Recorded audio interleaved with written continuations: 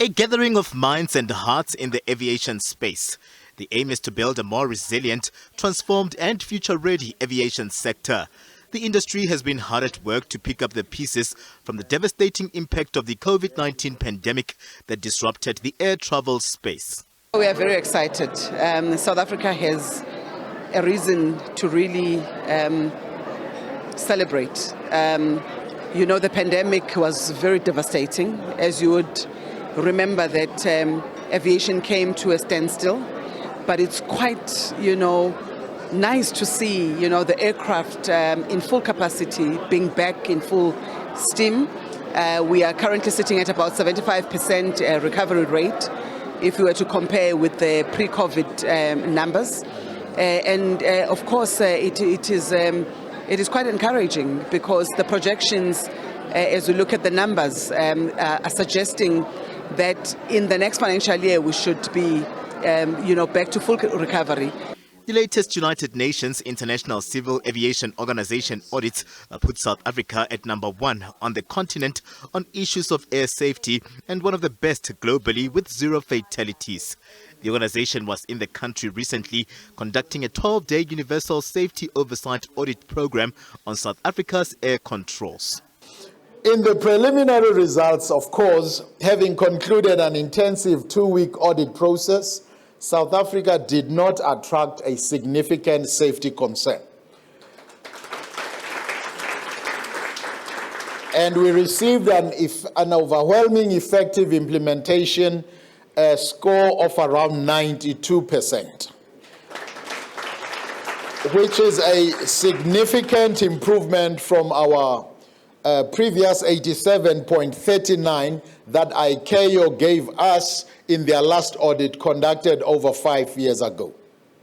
So the final report is awaited in less than 5 months, as there are elaborate processes involved before the final outcome is announced.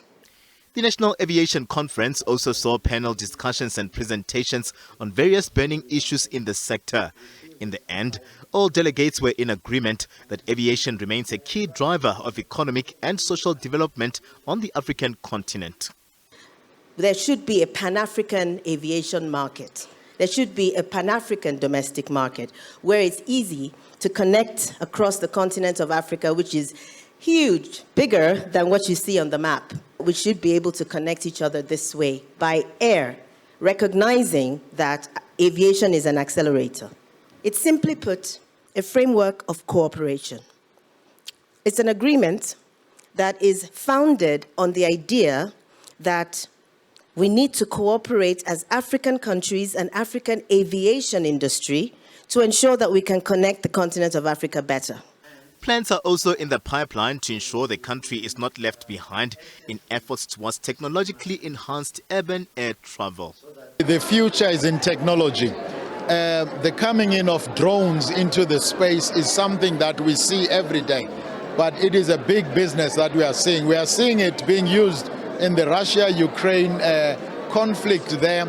So we see a future of air traffic, of airports, where we are sitting now. We will see an aircraft landing on this hotel and people jumping in, popping into the airport or in Sandton. So this is the future. And this is what we need to prepare for, where people will be Ubering in the air. You can hop and be able to avoid congestion on the roads. The full recovery of South Africa's aviation sector to pre-COVID pandemic levels, we are told, can be expected to be realized in the 2024-2025 financial year. The 5th National Aviation Conference, also thrusting into the spotlight, talks around a single Africa air transport market with routes that will be based on economic and financial considerations beneficial to economies on the African continent. Katlego Logodi, SABC News, Johannesburg.